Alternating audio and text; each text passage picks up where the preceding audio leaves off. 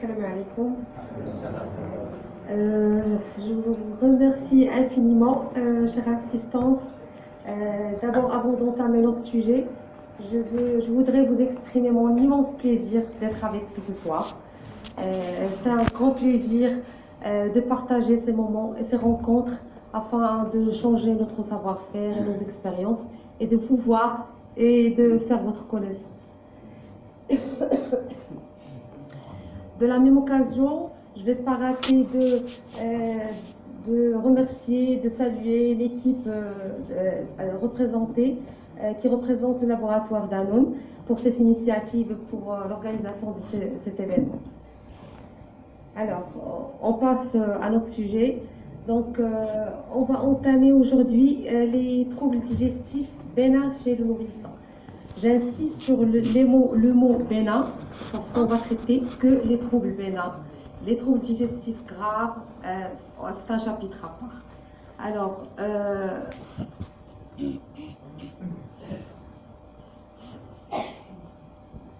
parmi les troubles digestifs bénins sur lesquels on va insister, c'est les coliques du nourrisson.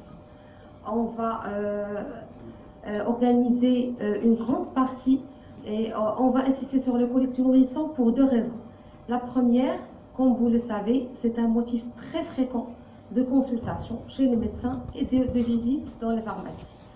À chaque fois, on est suscité autant que médecin, autant que pharmacien, autant qu'aide pharmacien à répondre à plusieurs questions des parents vis-à-vis des coliques du nourrisson.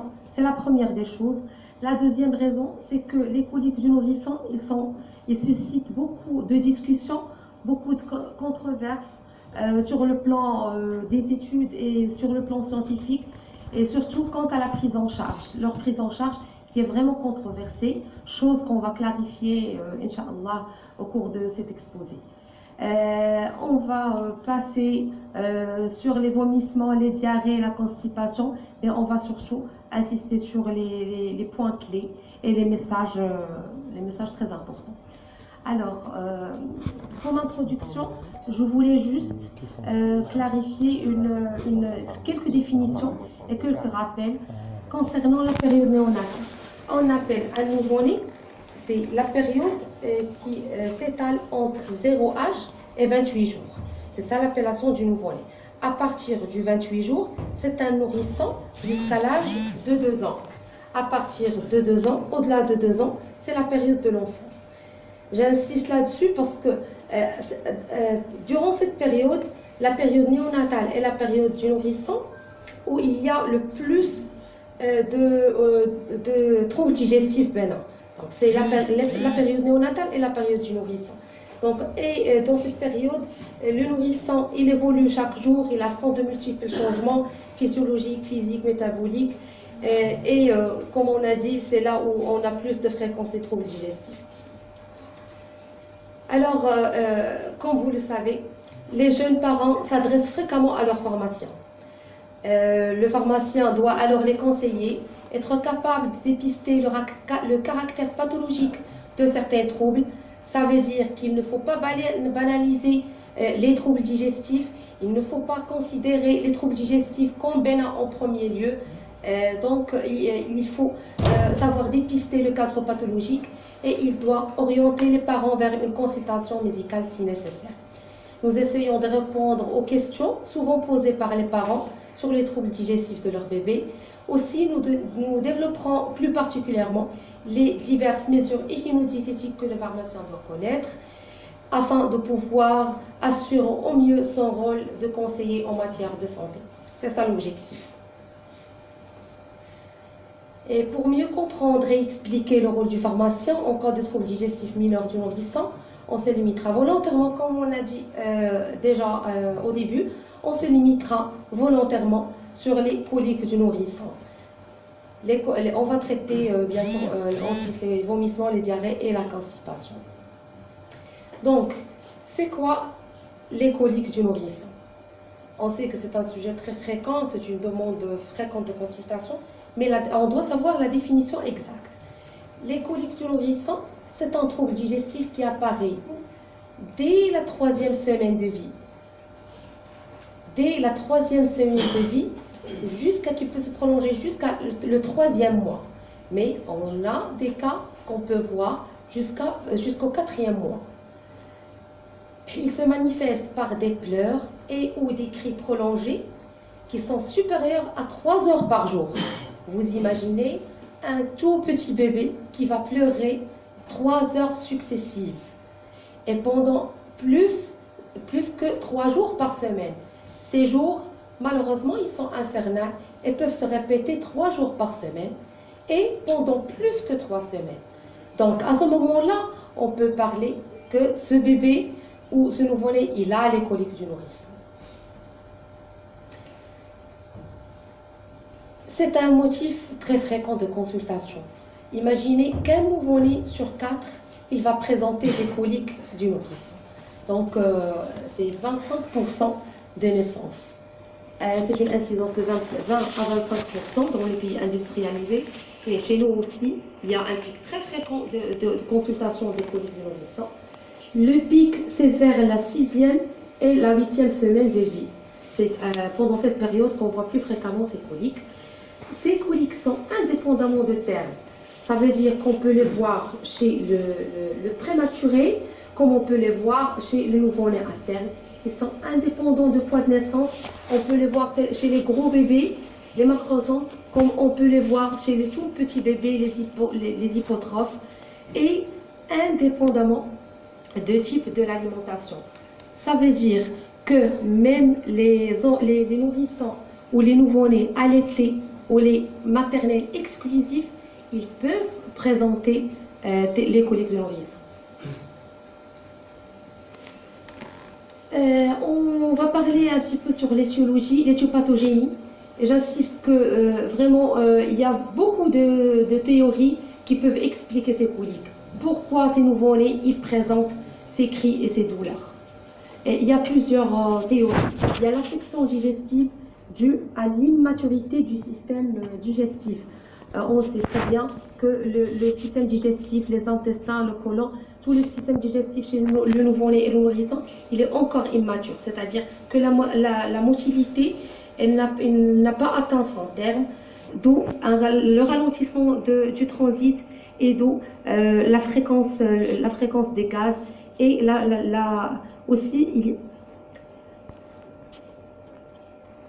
alors on a aussi, chez le jeune nourrisson, il y a le lactose qui est incomplètement digéré, qui va former une fermentation colique avec production d'acide.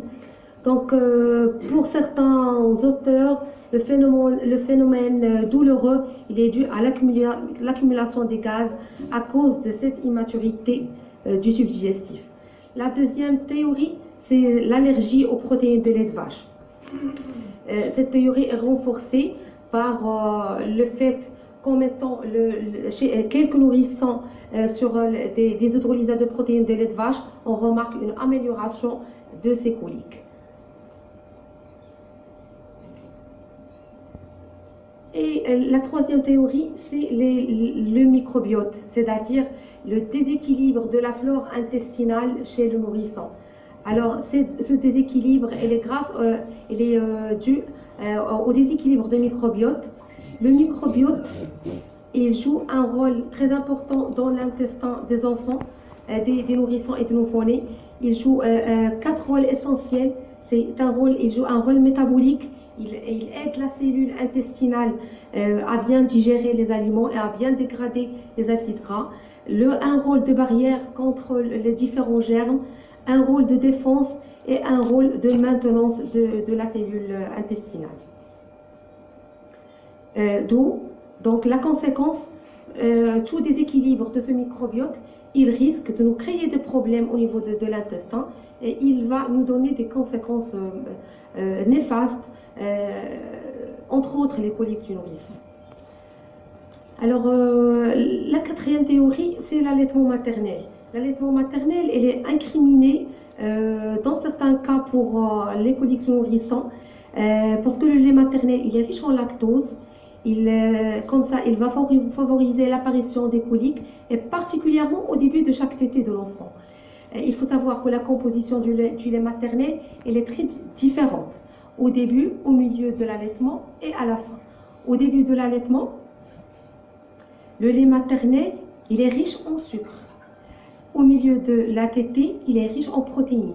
Et en fin de tétée, il est essentiellement composé de graisse. Donc, comme résultat, si la maman change de sein au bout de 10 minutes, donc, qu'est-ce qu'il va y avoir? C'est que le bébé n'ingère que le sucre qui va accélérer la digestion et favorise les coliques. C'est-à-dire que le bébé, il va ne bénéficier que du lactose. C'est pourquoi on insiste auprès des mamans qu'ils donnent tout le temps nécessaire pour les téter. Minimum un quart d'heure ou 20 minutes pour chaque sein.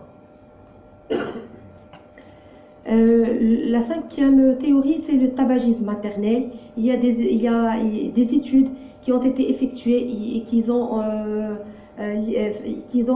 résumé une relation très importante entre les coliques du nourrisson et le tabagisme maternel.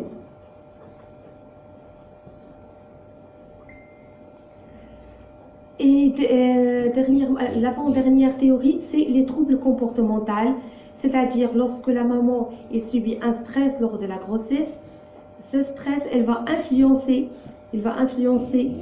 le bébé, donc qui va sujet à avoir des coliques du nourrisson. Donc, récemment, on a noté une influence néfaste du stress et la survenue du colique, soit pendant la grossesse, soit des difficultés lors de l'accouchement ou lorsqu'il y a des problèmes de couple. C'est pourquoi on conseille aux femmes enceintes de vivre leur grossesse et d'éviter le stress, d'éviter toutes sortes de stress, parce que comme ça, ils vont éviter les nuits blanches. En évitant le stress, on va éviter les nuits blanches suite aux coliques du nourrisson et aux cris incessants. Alors, on est arrivé au diagnostic. Comment on va diagnostiquer un bébé qui présente les coliques? On va poser quelques questions.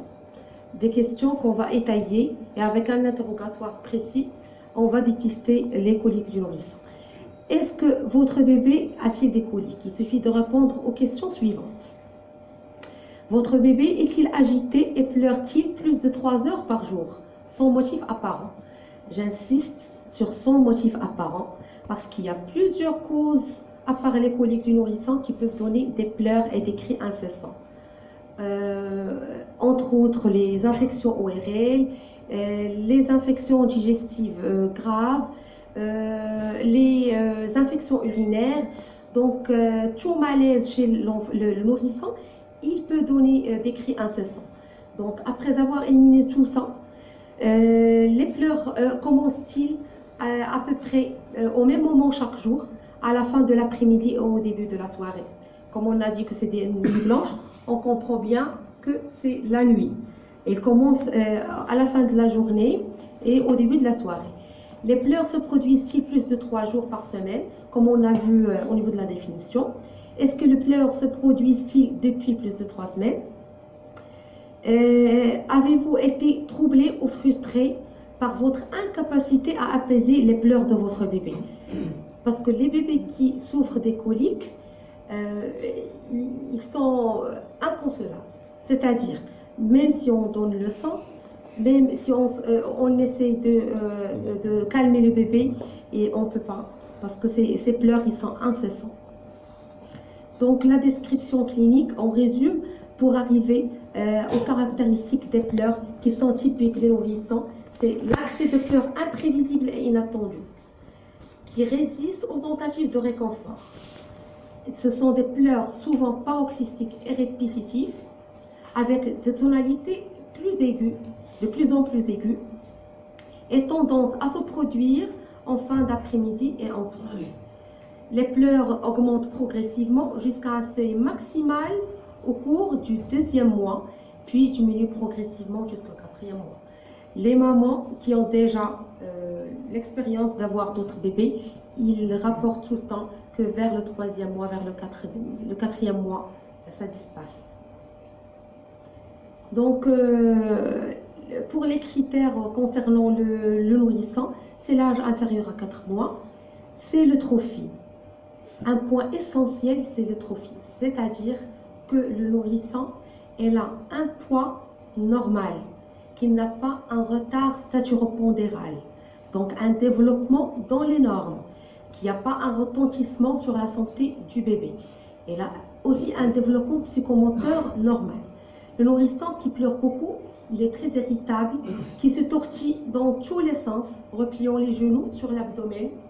Donc, en traduisant ça à la maman, vraiment, le mot, c'est très rapporté par les mamans. Il paraît avoir faim, mais l'alimentation ne le calme pas. C'est vrai qu'il prend le sang. Ça, c'est une différence avec une pathologie grave, une pathologie chirurgicale qui est l'invagination intestinale aiguë. Au cours de l'invagination intestinale aiguë, il y a des cris incessants, mais le nourrisson, il prend pas, il refuse de sucer, il refuse de prendre le sein. Contrairement au niveau des cris incessants lors des coliques du nourrisson, le bébé, il prend le sein, il prend ses tétés, mais il semble que cette alimentation, il ne le calme pas. Après les tétés, il recommence à crier. Le nourrisson, il est hypertonique, souvent inconsolable, il ne s'épuise qu'à la fin de la crise. Il faut vraiment dépister les parents qui sont trop stressés. C'est pour ça qu'il faut vérifier la répercussion psychologique de ces coliques sur les parents. Les coliques qui sont très difficiles à vivre pour les parents. Ça veut dire qu'il ne faut pas banaliser. Il ne faut pas dire aux parents que c'est que des coliques. C'est des coliques, oui, mais c'est très gênant pour les parents. Il est essentiel de repérer les parents vulnérables parce que le vécu des coliques du nourrisson, c'est très différent selon les parents. Il y a des parents qui prennent, comme j'ai dit, ils ont déjà l'expérience, ils prennent les coliques du nourrisson comme un signe normal, mais il y a des parents qui consultent dès le premier jour, dès la première nuit blanche vécue. C'est un drame pour les parents. Donc, il ne faut pas banaliser ces signes. Leur vécu de pleurs excessifs est très variable et non directement proportionnel à leur intensité. Il faut savoir que ces cris, ça n'exprime pas la douleur de l'enfant.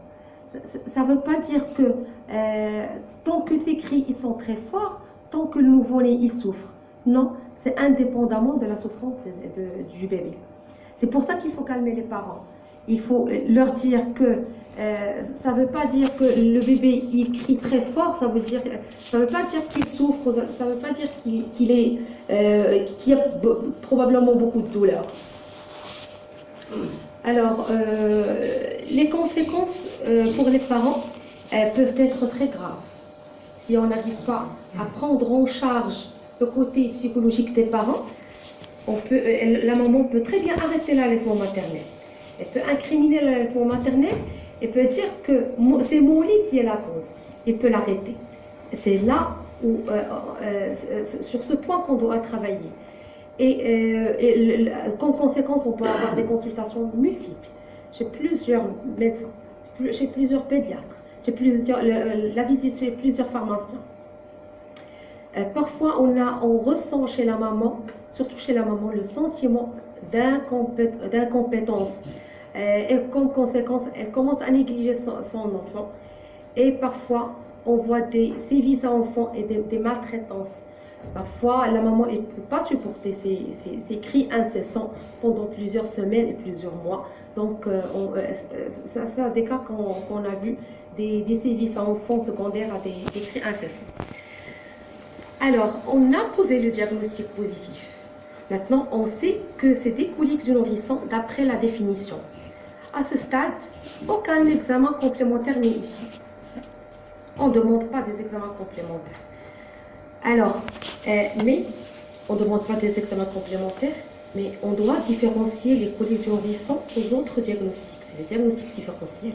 J'ai déjà attiré votre attention sur l'invagination intestinale aiguë, qui est une pathologie grave, qui peut donner des douleurs brutales, hurlantes, avec un faciès de détresse. elles peuvent être apaisées après les cris, mais il y a d'autres signes alarmants qui peuvent être associés. C'est les vomissements, c'est les rectorragies.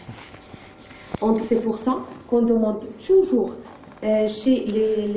auprès des parents, lorsqu'il y a des cris incessants, est-ce qu'il y a d'autres troubles associés, notamment des sangs dans les selles, ou des vomissements, ou arrêt des matières et des gaz, ou le refus de succion, comme on a déjà dit.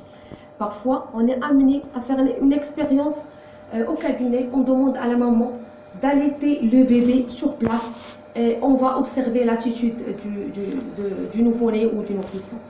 Et à l'examen clinique, on trouve le boudin à la palpation. C'est une petite bosse qu'on trouve à la palpation et qu'on confirme par les examens complémentaires. J'insiste sur la vagination intestinale parce que c'est la hantise devant les cris du nourrisson incessant. Les autres diagnostics différentiels, c'est la fissuration anale. Ça, c'est facile de la dépister, c'est juste un examen. Le reflux gastro-œsophagien qui peut lui aussi donner des cris incessants. Il peut être traduit par des vomissements, l'anorexie, c'est un bébé qui refuse de prendre l'alimentation. Des pleurs, c'est surtout après les repas et avec un rejet de la tête en arrière.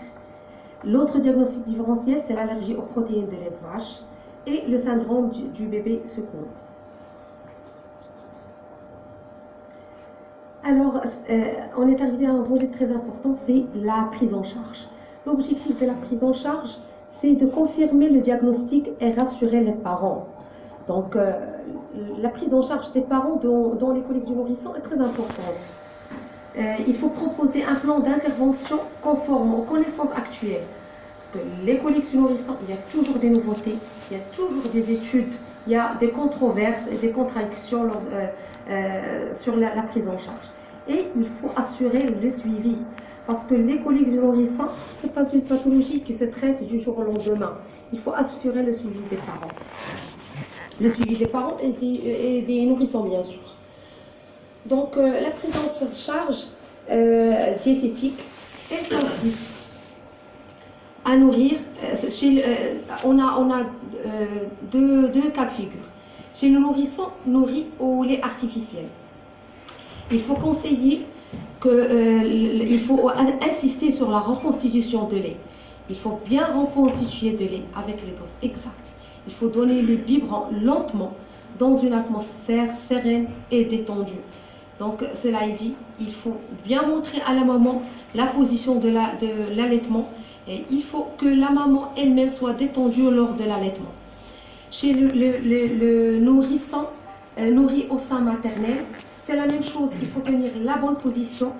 Il ne faut pas, on conseille assez souvent chez la maman de ne pas conseiller trop les boissons gazeuses ni les sucreries, mais c'est vraiment controversé.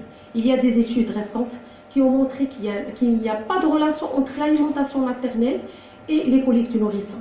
Mais pour l'alcool et le tabac, il y a un effet significatif montré par les études. Chez le nourrisson ayant de graves coliques, un essai thérapeutique d'un régime hypoallergénique pendant une période empirique limitée, on peut essayer un lait hypoallergénique, mais c'est une période bien limitée, pendant 2 semaines.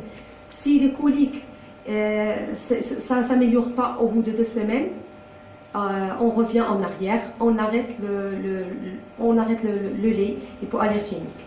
Donc s'il présente des régurgitations fréquentes, on peut proposer un lait pré-épaissi. Et en cas de constipation, on peut proposer des formules adéquates. Le volet médicamenteux. Les antispasmodiques, même si ils sont fréquemment prescrits, il est démontré qu'il n'y a pas vraiment un effet très bénéfique pour les coliques. L'attribution, il semble qu'elle a juste un effet placebo. Et l'attribution, comme vous le savez, actuellement, elle est contre-indiquée chez le nourrisson inférieur à 2 ans. Donc c'est plutôt chez l'enfant. Il est carrément retiré.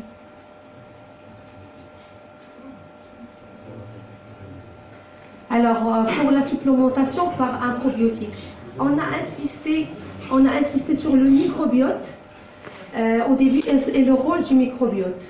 C'est pour cette raison que pendant au niveau du volet thérapeutique, on insiste sur le Lactobacillus reuteri qui a montré une diminution de la durée des pleurs après 4 semaines de traitement. Donc, c'est des études récentes qui ont montré que l'apport en L. reuteri induit un nouveau équilibre de la microflore intestinale. Celui-ci est à l'origine d'une amélioration de la motilité digestive et de la fonction intestinale du nourrisson, soulageant ainsi la douleur viscérale ressentie. Alors, la place du pharmacien vis-à-vis des coliques du nourrisson, il doit conseiller les parents lors des pleurs de bercer le nouveau-né ou le nourrisson, le prendre dans les bras, lui parler doucement, lui chanter, le mettre sur le ventre, mais vraiment le mettre sur le ventre, mais rester juste à côté, lui masser l'abdomen. Le massage, il a montré vraiment des bénéfiques. Lui proposer une tétine, mais une tétine qui sera anticolique et anti-régurgitation. Il faut rassurer, il ne faut pas banaliser comme on a dit au début. Il faut partager le vécu douloureux. Il faut insister que le pleur n'égale pas la douleur.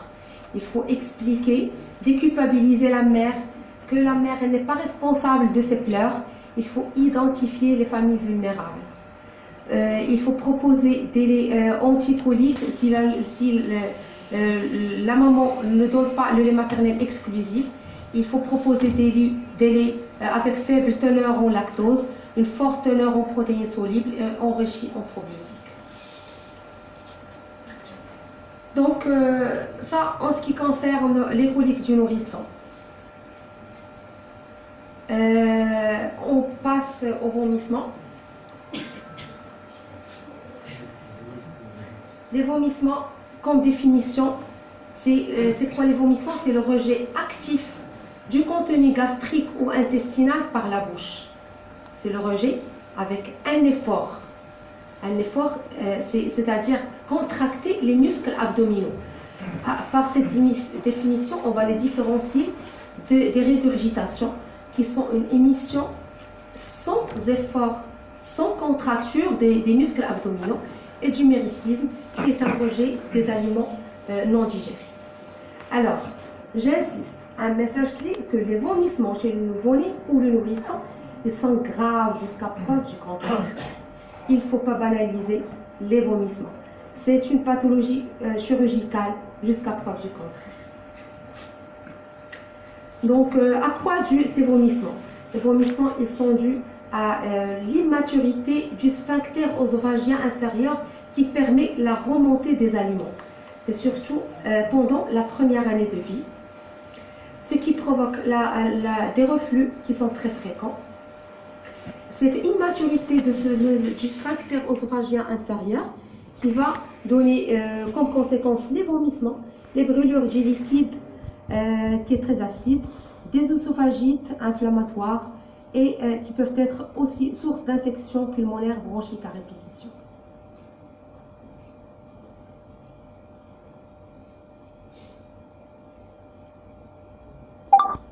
Alors, quelles sont les causes du vomissement?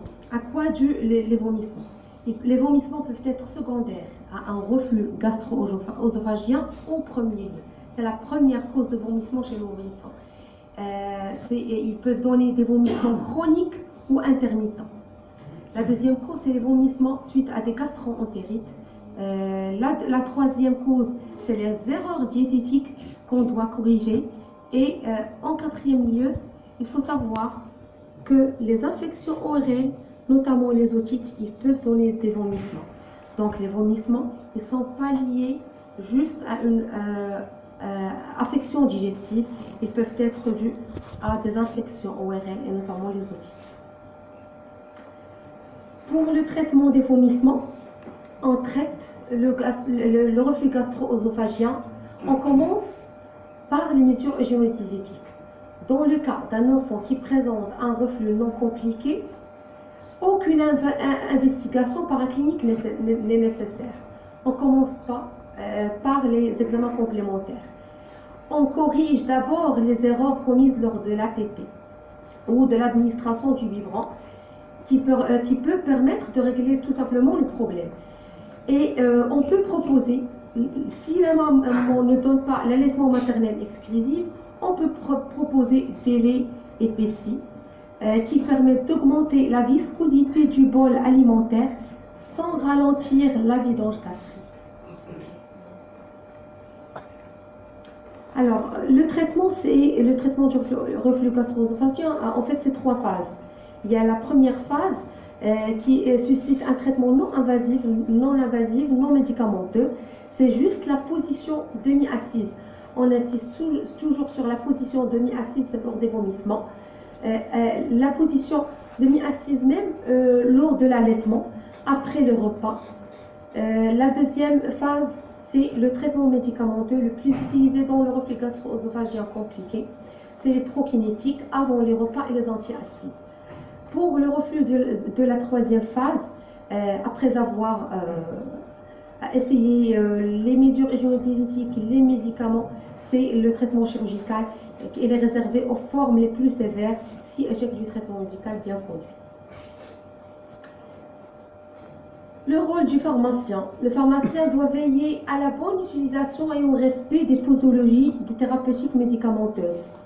Les antiacides, en rappelant que la prise optimale d'un antiacide a lieu entre 1h30 et 2h après le repas, sauf pour le Gaviscon qui doit être administré juste après le repas. Ils peuvent être mélangés au lait ou aux aliments, à l'exception encore du Gaviscon. Des prokinétiques en provenant que l'administration s'effectue 15 minutes avant le repas et en rappelant le schéma d'utilisation et les doses. Il doit insister sur l'importance du traitement postural dans les reflux importants, chose qu'on répète tout le temps. Conseiller des biberons et des tessines anti-régurgitation. Actuellement, il existe des biberons, comme vous le savez, des biberons anti-régurgitation et anticoliques. Alors, on passe à la diarrhée. Donc, la diarrhée comme le troisième symptôme digestif ou le troisième trouble digestif bénin. C'est quoi la diarrhée? On définit la diarrhée comme l'augmentation brutale de la fréquence et du volume des selles depuis au moins 3 jours. La fréquence, c'est-à-dire des selles qui sont plus nombreuses et ou qui sont anormales par leur volume, qui sont trop abondantes. Ou des selles qui sont anormales par leur consistance, c'est-à-dire qui sont trop liquidiennes. On rappelle que le nourrisson ou le nouveau-né font une selle molle jaune d'or après chaque tétée. Le nourrisson, il y a une différence entre le nourrisson allaité au sein et le nourrisson allaité par une autre alimentation. Pour le nourrisson alimenté au sein, il peut faire jusqu'à 6 selles par jour. On peut considérer ça comme normal, c'est-à-dire après chaque tétée, il peut faire une selle, mais que ce sont des selles qui sont normaux dans leur consistance. Le nourrisson alimenté ou diversifié fait une selle, 2 selles jusqu'à 3 selles par jour. Donc, pour établir le diagnostic, il faut mener un interrogatoire bien détaillé. Donc, on insiste toujours sur l'interrogatoire. Il faut demander la date de début, la consistance des selles. Est-ce que ce sont des selles molles, liquidiennes, glaireuses sanglantes, puisqu'il y a du sang dans les selles. Alimentaire, est-ce qu'il y a des débris alimentaires non digérés dans les selles. On demande la fréquence, c'est combien de selles par jour, et l'abondance. On est amené à demander à la maman combien de couches tu changes par jour. Tu changes la couche. Parfois, on est surpris par le nombre jusqu'à 8-10 fois par jour. On insiste sur le mode d'allaitement pour faire la différence et pour justement revenir à la définition de la diarrhée. Est-ce que la maman allaite le sein, le lait de vache, le lait artificiel? Est-ce que c'est un allaitement mixte? Et les modalités de préparation, c'est-à-dire la dilution du lait. On demande est-ce que la maman elle respecte bien les règles d'hygiène et les règles de préparation des biberons. On insiste sur la modification du régime. Est-ce qu'il y a une introduction récente d'un aliment? Et ça se produit tout le temps lors de la diversification. La diarrhée, ça coïncide avec l'introduction d'un nouveau aliment. On demande si la maman il a donné des antibiotiques ou des laxatifs ou d'autres médicaments pour le bébé. Alors, l'examen clinique, l'examen abdominal recherche une masse abdominale, un tympanisme, donc un son de tympanisme ou une douleur localisée lors de l'examen. À côté de l'examen abdominal, il ne faut pas négliger les autres examens, c'est-à-dire il faut faire un examen complet pour le bébé, notamment l'examen ORL. L'examen ORL parce qu'il y a des infections ORL qui peuvent donner les diarrhées, les otites, notamment les otites, des infections pulmonaires. Il faut vérifier la fontanelle antérieure, faire un bon examen neurologique, un examen ostéo-articulaire et il faut vérifier l'état d'hydratation. C'est ça l'objectif, c'est de dépister les bébés qui présentent une déshydratation. On peut estimer la déshydratation par le pli de déshydratation et par le pourcentage de la perte du poids. Un examen général, bien sûr, pour vérifier le temps de recoloration, les constantes. En tout cas, les constantes, tout ça, c'est pour rechercher un état grave, pour rechercher un sepsis associé, une septicémie associée. L'examen nutritionnel, c'est-à-dire on regarde un peu le cahier de vaccination pour vérifier les poids précédents. On recherche un terrain de malnutrition et on examine les selles. Tout le temps, on est amené à voir les couches des enfants. Il ne faut pas avoir le dégoût à voir les couches des enfants pour voir la consistance et l'aspect des selles. Donc, la plupart du temps, aucun bilan n'est utile.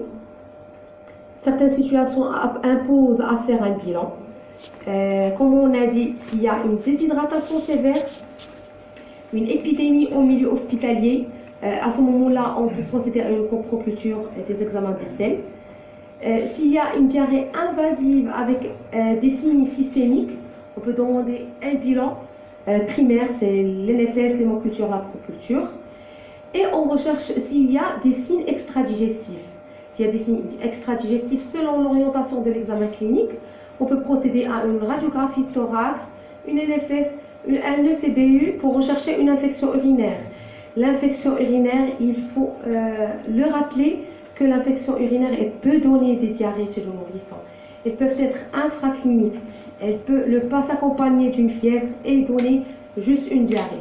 Donc devant une diarrhée, il faut rechercher s'il y a une fièvre associée et il faut devant une diarrhée, il faut penser à l'infection urinaire. Selon l'examen clinique, on peut procéder à une ponction lombaire, à des hémocultures.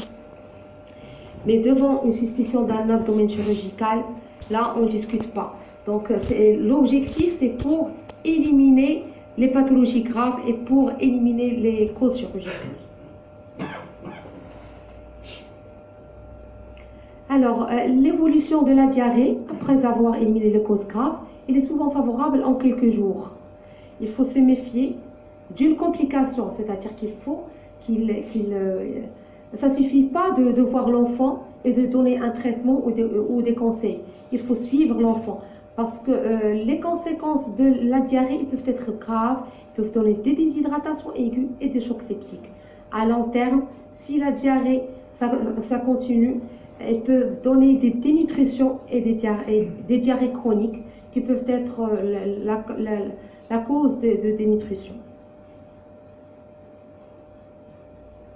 Donc, je ne vais pas tarder là-dessus, sur les étiologies des diarrhées. Donc, on a les causes infectieuses, notamment virales, bactériennes, les autres causes, entre autres le Clostridium difficile, et causes parasitaires. Les causes non infectieuses, là, c'est les erreurs diététiques. Ça rentre dans les troubles digestifs bénins. C'est des diarrhées qui sont dues aux erreurs diététiques, comme la concentration excessive du lait ou des jus de fruits qui sont donnés précocement. Les diarrhées peuvent être secondaires aux allergies alimentaires, notamment les allergies aux protéines de lait de vache ou le blanc d'œuf. Et on n'oublie pas les fausses diarrhées déconstipées. Parfois, on a des constipations qui sont chroniques et peuvent se manifester par le seul signe qui est la diarrhée. Alors, quand faut-il adresser en urgence le nourrisson devant une diarrhée? Il faut l'adresser vers une consultation médicale ou carrément vers l'hospitalisation s'il y a une déshydratation sévère associée, s'il y a des vomissements importants associés. C'est pour ça qu'il faut toujours rechercher, on ne se contente pas d'un seul symptôme, que le bébé il a des diarrhées. Il faut rechercher les autres symptômes associés. Il faut rechercher la mauvaise observance du traitement. Il faut dépister un terrain fragile, c'est-à-dire un nourrisson qui est déjà hypotrophe ou prématuré. Il faut dépister ce terrain parce qu'on doit préconiser une hospitalisation. Aussi, on a une septicémie. J'insiste et je reviens toujours sur l'abdomen chirurgical. Il faut éliminer un abdomen chirurgical et notamment une invagination intestinale aiguë. Le traitement a pour objectif essentiel d'éviter la déshydratation. On stoppe la diarrhée pour éviter la déshydratation. Il faut prévenir la dénutrition. Donc, pour le traitement, c'est différent selon l'âge. Si on a un âge inférieur à 3 mois, c'est un nourrisson ou un nouveau-né à risque. Donc, il faut préconiser une consultation en urgence ou une hospitalisation. Chez les bébés supérieurs à 3 mois, on commence par les solutés après avoir éliminé les signes de gravité. On propose les solutés de réhydratation, puis une réalimentation avec son lait habituel en cas de diarrhée banale. Il faut prévoir un lait sans lactose en cas de diarrhée prolongée ou sévère. Il faut donner un régime normal diversifié. Le riz, le féculent, les bananes, les pommes, les viandes, les poissons. C'est-à-dire que lors des diarrhées, on n'arrête pas, on ne doit pas minimiser l'alimentation. Parce qu'il y a beaucoup de mamans qui donnent que le lait lors des diarrhées. Il faut insister sur l'alimentation. L'alimentation et la réhydratation. Donc l'antibiothérapie, elle a des indications bien précises. Elle est non systématique en cas de diarrhée. Elle est préconisée chez les bébés qui présentent des diarrhées très fébriles avec des signes systémiques. Alors, chez qui on donne les antibiotiques? C'est des bébés qui ont un examen douteux, qui présentent une fièvre élevée, qui ont des selles, qui peuvent avoir de sang dans les selles, ou chez le nourrisson inférieur à 3 mois qui présente des signes de sepsis ou d'infection généralisée. L'antibiotique sera adapté en fonction de la bactérie suspectée. Alors, on insiste sur le volet thérapeutique, mais plus important que ça, on insiste sur le volet préventif. Le traitement préventif est très important lors des diarrhées. L'allaitement maternel, elle permet de prévenir la fréquence des diarrhées, des épisodes diarrhéiques. Il faut insister sur l'hygiène de la préparation du lait artificiel et le lavage des mains avant la préparation de lait artificiel. On peut procéder à prescrire d'autres médicaments selon l'état clinique, s'il y a la fièvre, le paracétamol, s'il y a les vomissements associés, on peut prescrire des antiémétiques. Alors le rôle du pharmacien, il doit rappeler aux parents que le but premier des selles de réhydratation, c'est de réhydrater lors de la diarrhée pour éviter une éventuelle déshydratation. Il doit expliquer aux parents que l'allaitement maternel joue un rôle immunologique très important. Il permet de prévenir un très important nombre de diarrhées chez le nourrisson. Il faut insister sur l'hygiène alimentaire et l'hygiène des collectivités de l'enfant. Passons à la constipation. Donc, en dernier volet, c'est la constipation. J'espère que vous n'êtes pas fatigués. Très bien. Alors, en dernier lieu, c'est la constipation. On définit la constipation comme des selles émises à un intervalle anormalement prolongé. En général, c'est des selles qui tardent plus que 3 jours, pendant plus que 3 semaines. Leur évacuation est généralement difficile. Ce sont des selles dures, donc le bébé il souffre pour évacuer. Ils sont dus souvent à une mauvaise attitude alimentaire. Le plus souvent, c'est le régime alimentaire. Ils peuvent provoquer des fissures anales qui aggravent encore la constipation et on rentre dans un cycle vicieux parce que le bébé il commence à refuser de faire ses selles. Quelles sont les causes de la constipation? Après avoir éliminé les causes organiques, les causes chirurgicales, on incrimine l'alimentation. C'est le régime déséquilibré, comme on l'a cité, et ou le régime insuffisant. Un enfant qui ne prend pas sa ration alimentaire, toute sa ration alimentaire, ou qui prend insuffisamment le lait, il peut avoir des selles peu abondantes ou peu fréquentes, traduit à tort comme constipation. La maladie de Hirschsprung. La maladie de Hirschsprung, c'est une maladie du nourrisson. Elle est due à une diminution de péristaltisme intestinal, ce qui provoque une contraction de l'intestin par onde péristaltique. Ceci est à l'origine de la constipation. On incrimine aussi les causes psychologiques et qui sont assez fréquentes et à ne pas oublier, c'est lors de la mise sur le pot, à la période d'hygiène, lorsqu'on veut mettre le bébé sur le pot, on peut avoir une éducation trop sévère, donc le bébé il est effrayé, il commence à avoir peur d'émettre ses selles et qu'en conséquence on aura une constipation. Cela est expliqué par le stress du bébé. Alors, devant une constipation, quel est le rôle du pharmacien? Il faut rappeler aux parents qu'une constipation simple ne doit pas être négligée, mais traitée en première intention par des mesures hygiéno-diététiques. Il faut expliquer que le traitement médicamenteux doit rester de courte durée chez le nourrisson. Il faut préciser aux parents que le traitement de première intention est constitué de massages abdominaux. Donc le massage abdominal est très important. Il faut montrer aux parents comment effectuer ce massage. Ce sont des mouvements circulaires dans le sens de la montre, des aiguilles de la montre, et aussi des mouvements des pieds, comme du pédalage. Excusez-moi. Ça montre qu'on est proche de la fin.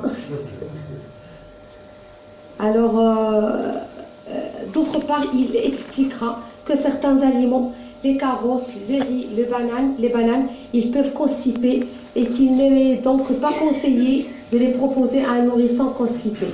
Il est alors préférable de lui donner d'autres légumes et d'autres aliments comme les haricots, les betteraves, le jus d'orange. Et on insiste sur les boissons, il faut qu'ils prennent beaucoup d'eau. Alors, en conclusion, il faut savoir que le nourrisson n'est pas un adulte en miniature. On ne cesse pas de répéter ça.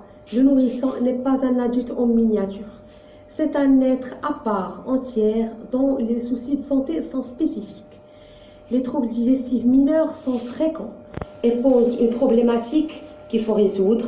Face à ces divers troubles digestifs, l'attitude thérapeutique consiste essentiellement, on a insisté sur les mesures hygiéno-diététiques, sur le conseil concernant les mesures hygiéno-diététiques et sur les traitements médicamenteux en deuxième intention. Le pharmacien, c'est le premier interlocuteur des parents inquiets. Quand je dis les pharmaciens, c'est les aides-pharmaciens. C'est depuis le début, mais c'est le conseiller au niveau de la pharmacie. C'est le premier interlocuteur des parents inquiets. Donc, vous recevez en premier lieu les malades. Et puis, vous pouvez les adresser aux médecins.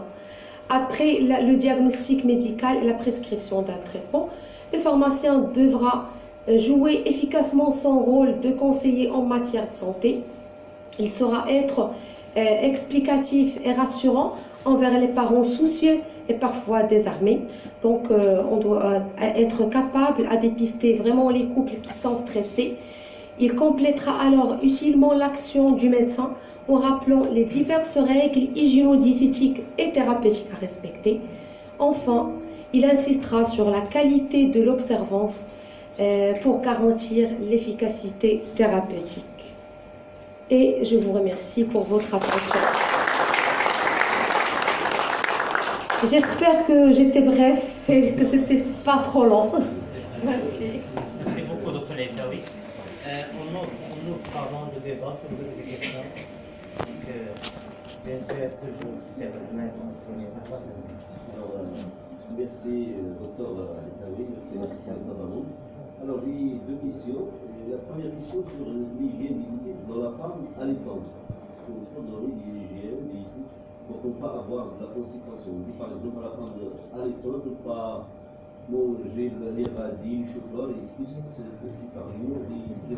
D'accord. Le deuxième, sur les thérapies, on ne sait pas, il y a les antiseptiques intestinales, c'est pas retiré, mais. Les antispasmodiques, vous voulez dire? Non, je n'ai pas parlé des antiseptiques. Non, selon le fluoxétique que je vois, il y a un renseignement pourquoi moins de 2 ans, on ne peut pas les donner sans contre-indication maintenant. Pour avant. Vous parlez des antispasmodiques, effectivement. Les trébuchines, les trébuchines. Voilà, je n'ai pas parlé des antispasmodiques, je ne les ai pas cités. J'ai cité les antiseptiques intestinales. Je ne les ai pas cités, j'ai cité les antispasmodiques. Mais seulement dans la révision de la notice, ils ont la contre-indication de moins de 2 ans. Je ne sais pas pourquoi.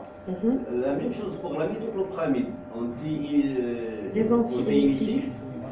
Il a été contre-indiqué moins de 18 ans. On avance, ce n'est pas contre-indiqué. Oui, contre-indiqué. Maintenant, il est revenu à 1 an, selon le poids. Selon le poids. La dernière question, même quelques médecins pédiatres le prescrit après 6 mois, le coca. Est-ce qu'on peut donner le coca? Oui. Parce que le goût de l'essai de réhydratation. Pour les diarrhées, Voilà, pour les diarrhées, il y a des petits bébés qui ne simulent pas le goût de l'essai de réhydratation orale. Voilà. Donc, c'est 3 questions, finalement. Donc, la première, c'est pour les conseils et les mesures concernant l'alimentation de la maman.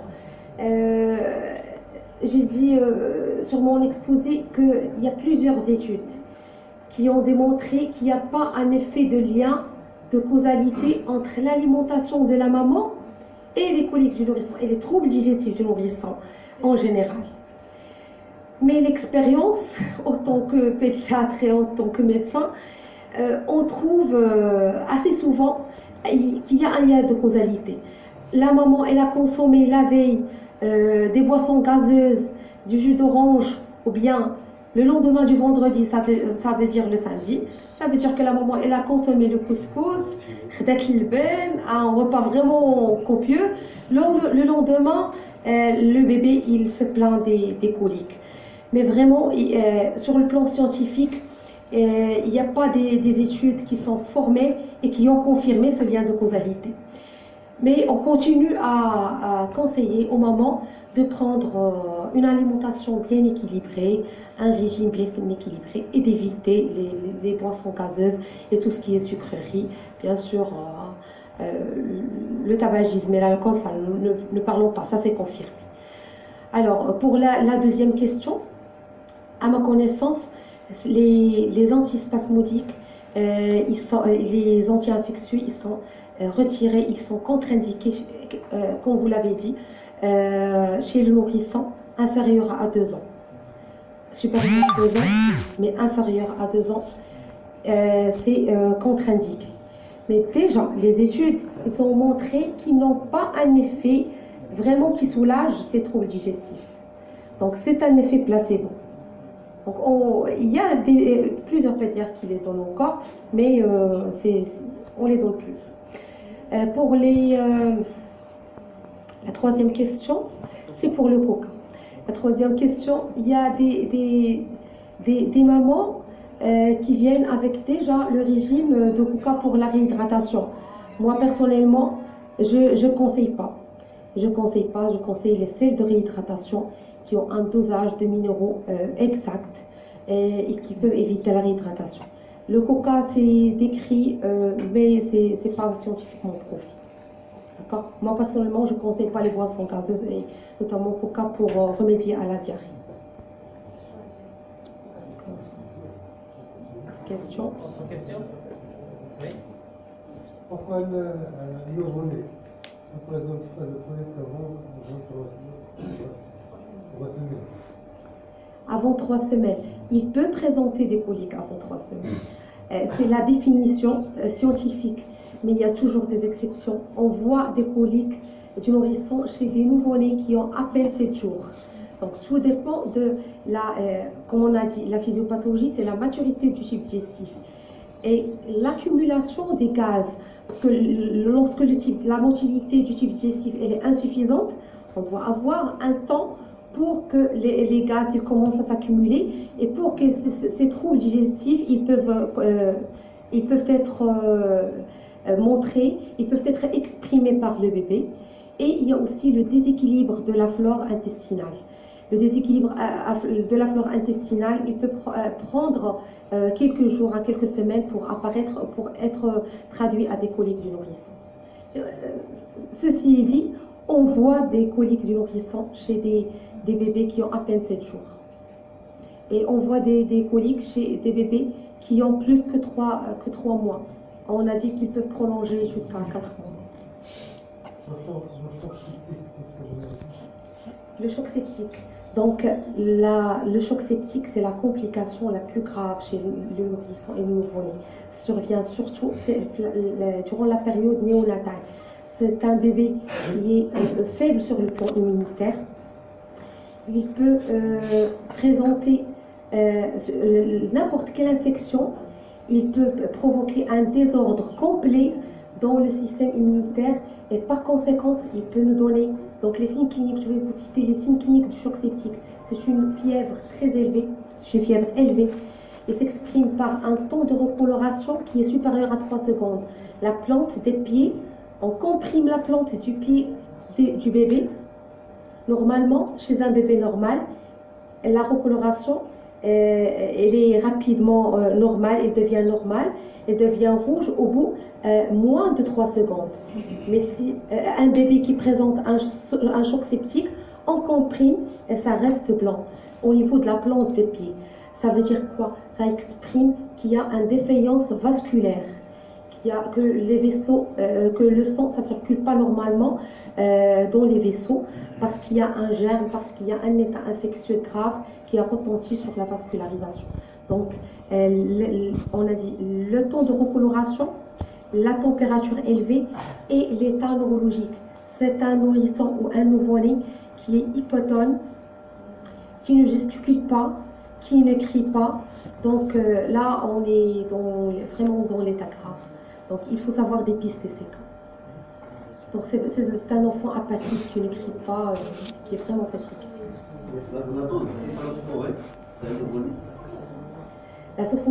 Les céphalosporines de 3e génération, pour les nouveau-nés, c'est 50 à 80 mg par kilo par jour en intraveineux.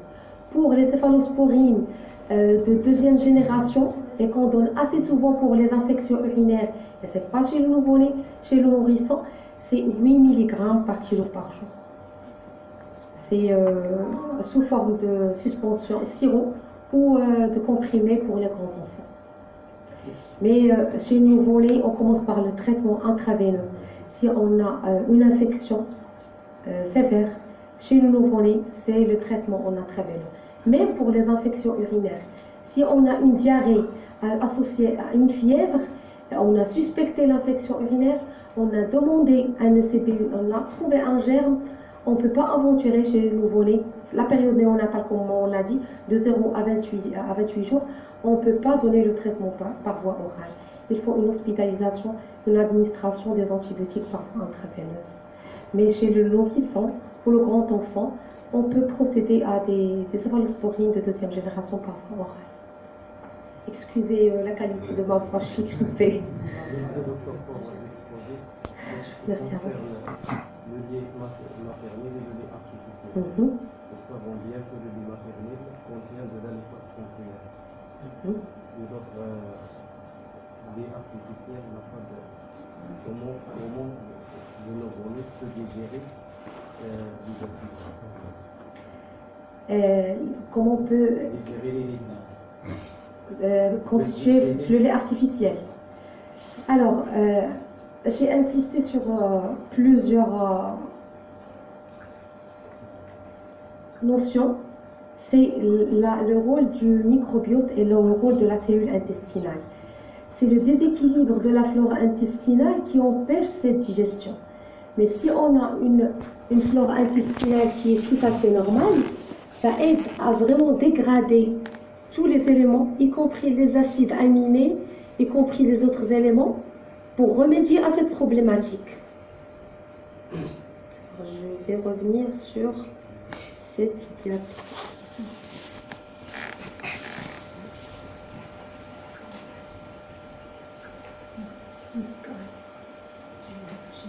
Voilà. Ça, c'est le microbiote. Alors, on a dit que le microbiote, je n'ai pas détaillé ici, mais il y a le rôle métabolique.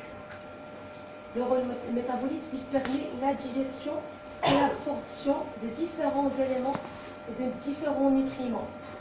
Et ça, en suscitant la cellule, ça c'est la cellule intestinale. Et ça, c'est le microbiote. La cellule intestinale, elle est activée par le microbiote afin d'établir cette fonction de digestion.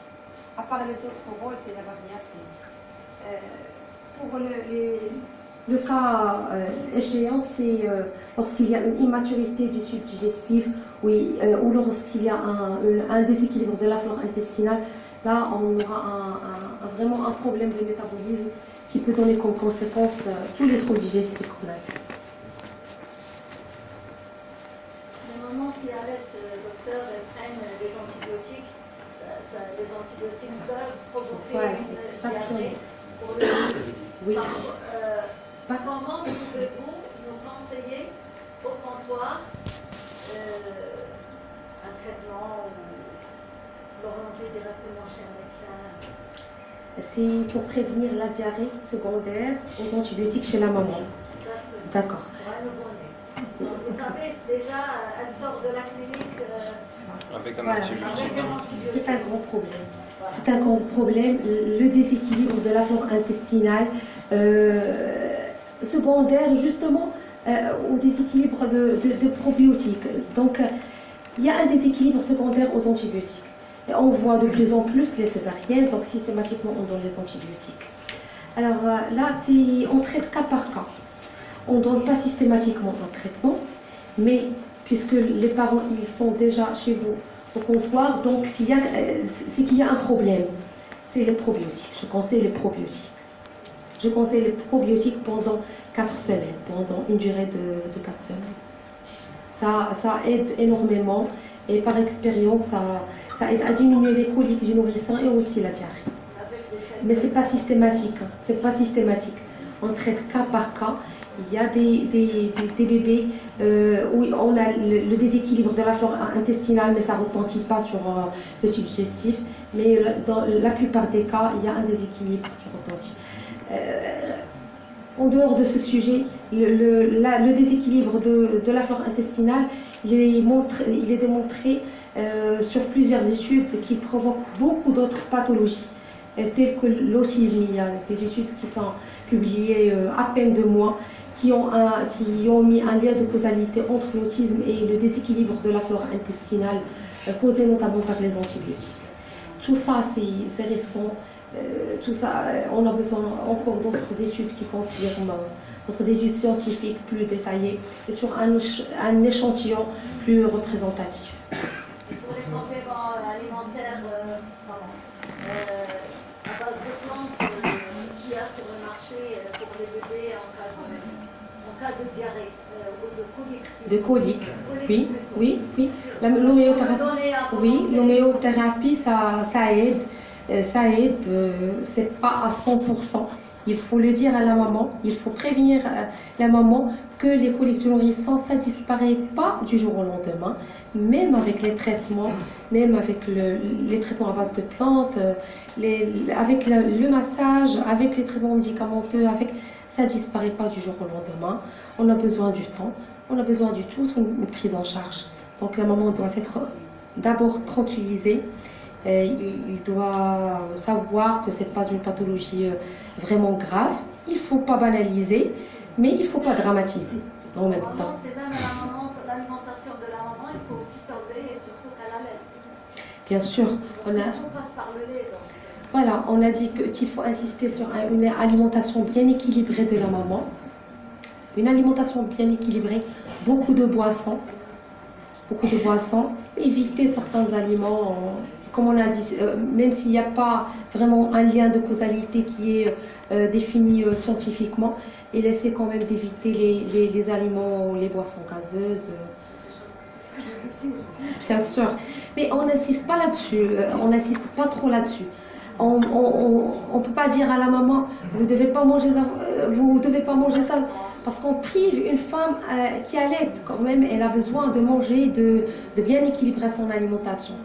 Voilà, modérément, éviter certains aliments qui sont vraiment connus pour leur lien de causalité, et boire beaucoup de boissons. Les massages, ils jouent un rôle très important. Il faut montrer les massages aux mamans. À quel âge on peut donner de boire? De boire? Oui. On n'a pas besoin de l'eau tant que, tant que le bébé il prend le lait seul. À partir de l'âge de diversification, dès qu'on introduit la diversification alimentaire, on doit introduire l'eau. Sauf pour des cas exceptionnels, lorsque le bébé il souffre d'une fièvre élevée. دونك فاش تكون فيه تقول لا ماما جوج الحويجات راك ما محتاجاش تدخلي الماء لا حقيتاش الحليب ديالك فيه كل شيء فيه الماء والماكله سي لا فراز كونو جوج حويجات exactement ça n'a rien à voir oui ça n'a rien à voir voilà. Je termine juste deux choses. Lorsqu'il fait très chaud, lorsqu'il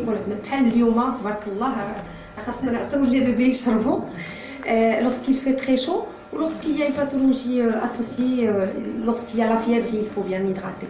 Mais à part ces deux situations, le bébé محتاج الماء حتى ندخلو الماكله. Donc فاش ندخلو la diversification alimentaire راه غادي ندخلو الماء.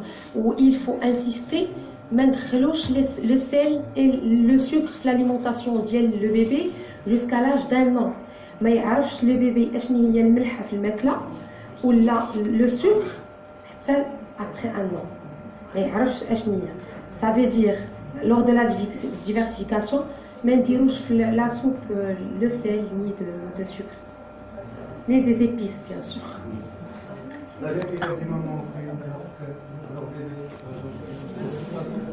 Une constipation. Oui. Des remèdes, des astuces comme ça. Moi, j'insiste sur le massage. J'insiste sur le massage et l'hygiène alimentaire. خاصنا نعطيوه واحد الريجيم بعدا نبداو بالريجيم بليكيليبر اليمونتير. نقادو الماكله تاع لي بيبي، نقادو الماكله تاع وليداتنا، نعطيوهم لي repas qui sont facilement digérés. Je profite, rien pour sortir du cadre le nourrisson et le nouveau-né, des astuces simples de l'enfant. فاش كنقولوا un régime alimentaire فاش تجينا لا ماما تقول لنا mon enfant il est constipé نبداو اول حاجه بديبيستي لي زيرور دييتيك باش نقول لها اشنو كياخذ ما كياخذش لو بان كومبلي هذه زعما دون لا بلوبار دي كا ما كيشربش الماء مزيان ما كياخذش لي برودوي اليمونتير اللي فيهم لي فيبر دونك on commence d'abord par le régime un bon équilibre alimentaire. Ce sont des aliments que l'enfant peut prendre chaque jour et qui sont bénéfiques pour la santé. Il faut quantifier la quantité d'eau. خاصنا نحطوا واحد لا كونتيتي دو نعرفوا وليداتنا شحال شربوا 1 لتر 1 لتر et demi فوالا ils doivent prendre beaucoup d'eau الا كانت لا كونستيباسيون. ثاني حاجه ياكلوا دي اليمون اللي فيهم لي فيبر، نرجعوا للخبز بالنخاله والمسائل ديالها. لي بيتراف نديروا لهم عصير تاع الباربا شاك جور، كويس تاع عصير تاع الباربا افيك جو دورانج. نورمالمون الباربا كيبغيوها لي زونفون، دونك عصير تاع الباربا شريحه نقدروا نديروها مع زيت العود. هادو دي سي فريمون شي حويجات ساهلين وبساط et ça donne des résultats. Je vous assure que ça donne des résultats avant de commencer le traitement médicamenteux. D'après mon expérience, pas mal d'enfants chez qui j'ai pas besoin de démarrer des traitements, des médicaments ou des laxatifs, rien qu'avec un régime simple, on peut remédier à la constipation. كنا الشريحة زيت العود الصباح. Il faut éviter les autres aliments qui peuvent donner la constipation. On évite les riz, les carottes, les bananes, le chocolat. Le chocolat.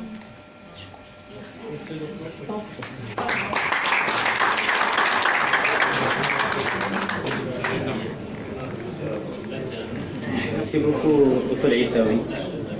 J'espère que ça n'a pas très bon rétablissement. Merci beaucoup, Dr. Issaoui. Donc, avant de passer au dîner, je tiens juste à vous rappeler en fait une nouvelle forme que nous avons sur